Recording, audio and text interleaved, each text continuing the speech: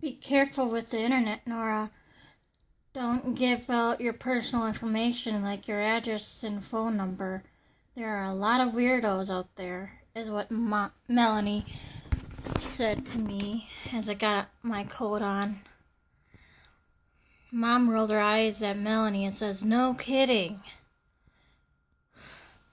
So yeah, I was pretty much annoyed at this point, wondering why Melanie was treating me like a small child. Friends shouldn't be doing that.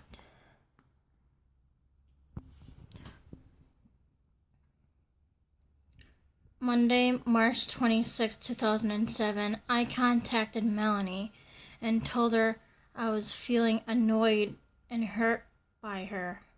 She didn't know what I was talking about at first, and so I had explained what she did. I don't need to be reminded 5 times, Melanie.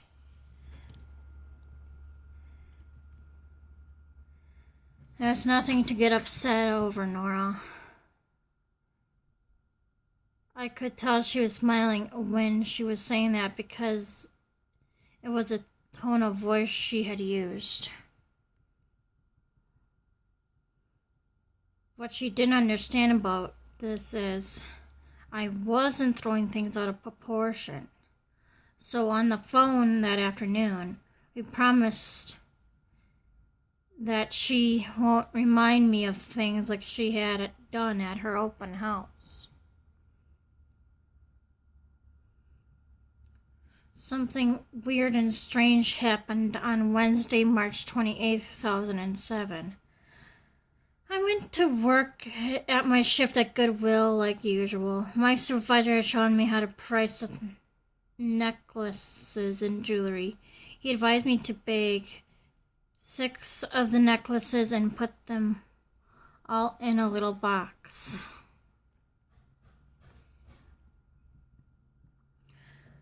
With doing just that, I had happened to be thinking of what R had said in an old email to me. She had told me that she once worked in a jewelry store years ago. While grabbing a necklace out of the bin next to me, I happened to have noticed something on the back of it in an inscription. Turning it over, I found that it read, "To Debbie Lavar." Isn't that strange to be thinking of someone and then their name just pops up in front of your face? And when I came home, I noticed an email from Mar. She happened to have sent it the exact same moment I found that inscription on the necklace. Right at that moment, I just knew we had connected at the same moment of time.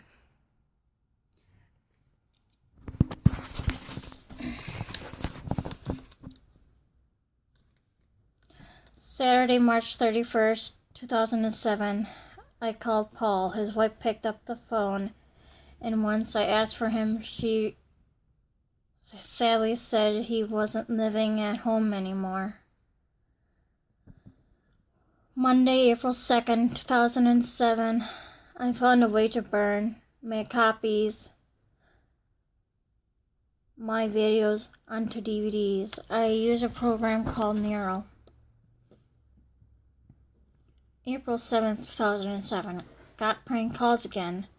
This is why I had decided to put my live videos under private. And it's quite a shame that the prank calls have to continue on. Saturday, April 14th, 2007. Why don't these people leave me the fucking hell alone? That's what I was wondering to myself on this day. Again, got more prank calls. One was talking in that squeaky chipmunk's voice, saying, "Hi, Norna, I hate you." Going through the caller ID, I had noticed a local call from a bookstore I go to in my mall. I listened to the message on the answering machine. They were talking in a normal voice this time. It sounded like they were in their 30s, and it sounded like a guy talking. "Can I use a book to wipe my ass with?"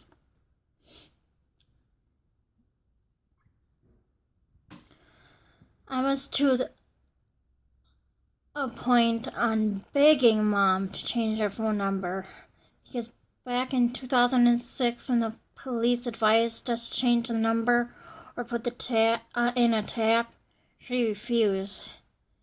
This was just complete, pure torment for me.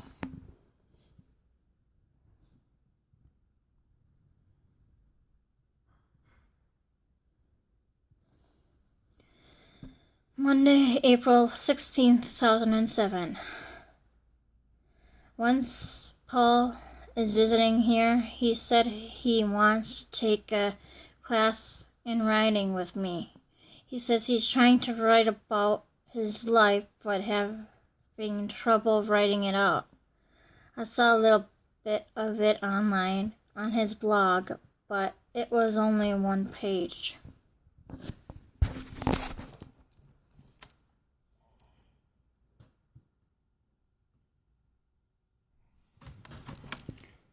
Wednesday, April 18th, 2007.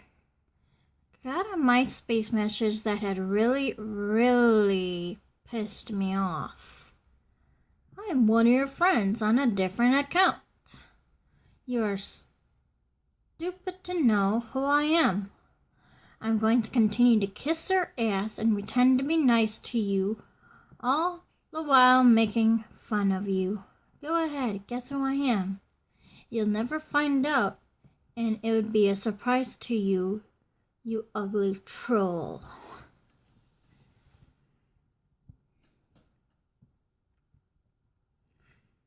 Why were these people doing this, catfishing me like this? Why are these people doing this, catfishing me like this, taking advantage of me? Don't they know that doing this, they could get into some serious trouble, especially if they do it to the wrong person? Someone who would find out who they are, and they would go to jail for doing this. What I was saying is, for example, say if I was a cop and somebody said that to me, I would trace their IP address, find out who they are, and arrest them for playing that trick on me. That's what I was talking about in that paragraph. Be careful, bitches. Seriously, people need to quit taking advantage of people like me. Quit playing these immature games.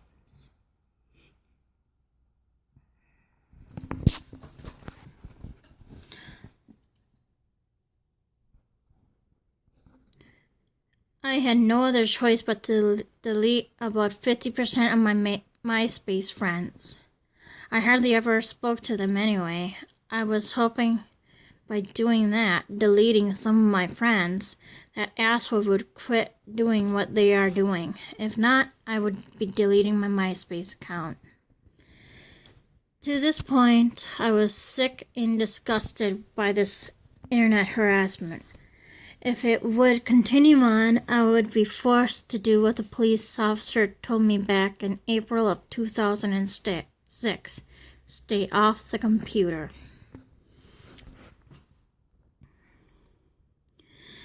I have to start making sacrifices if I don't want to stay off the computer.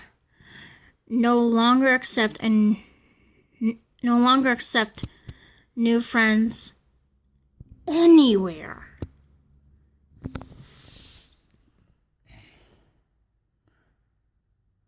That person that messaged me in MySpace is like what pedophiles does to young ladies online.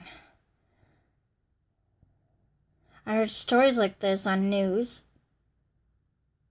news, and watched movies about this. What if I was next?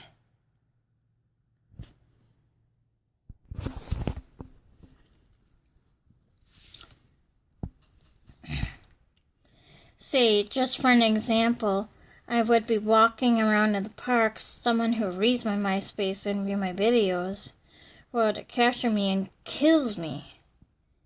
This is how serious it is getting and why I need to start taking a stand against cyberbullying and internet harassment. I was hoping to get a lawyer with Paul's help. And after tracking those assholes down, I wish to have the law punish them to where it feels like the law had tied their privates tightly around their throats. Or better yet, rip off their privates from their bodies. That'll teach them never mess with me again. Saturday, April 21st, 2007. I got your test results at our lab at family planning. You came back positive for chlamydia.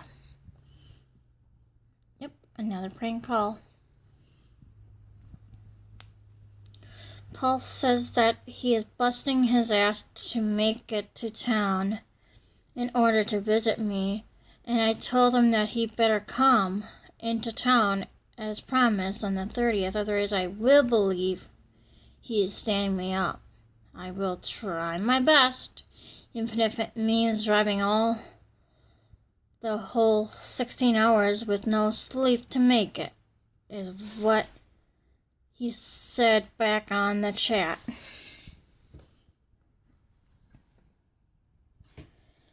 Monday, April 30th, 2007.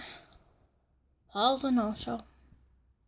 Wrote him an email to let him know that I don't want to have any relationship with him anymore if he keeps breaking promises with me like that. It's been 6 months waiting for him to visit me, and each time he was a no-show.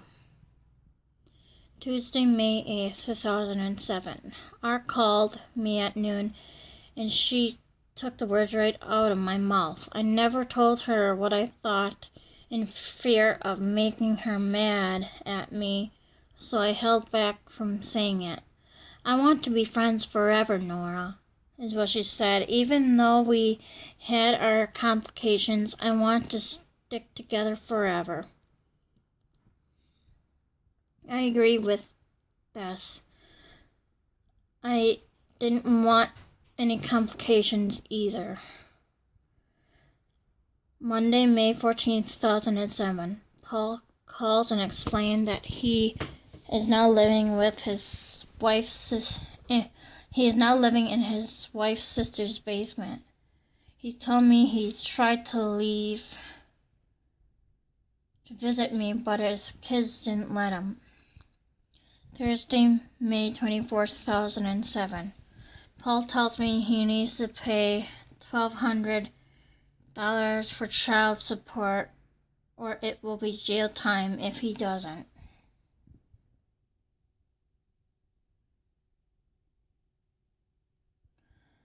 Friday, June 15th, 2007. Paul needs to pay for his driver's license $1,100 in order to come see me. Only has up to $800. Thursday, June 21st, 2007. I told Paul what R said to me on the phone about always wanting to be friends with me. It's great that you two are talking again. It broke my heart hearing you cry. It broke me apart hearing you cry. I wanted to hold you and say everything is going to be all right. He was talking about that time in December.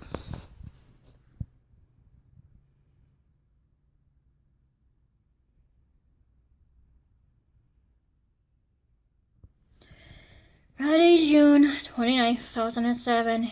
He'd He said he'd be coming next week, but he is having problems with his driver's license. I will take a bus, is what he says, and only stay long enough to find employment and to hang out with me. He'll go back to his state to get a U-Haul in order to bring his stuff to my town.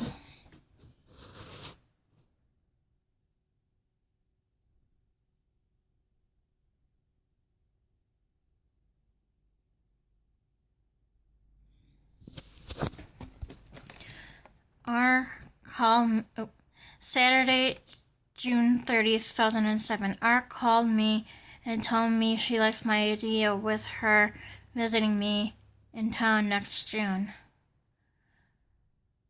Sunday, July 1st, 2007. This morning around 11, Mom told me that brother was robbed at gunpoint. Brother lives in Minnesota, Wisconsin, and he was at a friend's house, stepped outside at around 2 in the morning. Some guy hopped the fence and demanded brother for his IDs, cell phone, and money. Brother didn't fight or argue with him. If he had, brother would have been killed. So he gave the guy what he had asked for and watched him jump back over the fence, out of sight. Me to Paul. I'm sorry, Paul. I'm tired of broken promises. If you wanted to visit me, you would have made it on your first promise. He may try to get your life in order, but you won't. Or even said he was doing this on purpose just to hurt me. He doesn't have any intentions to visit you. It won't happen.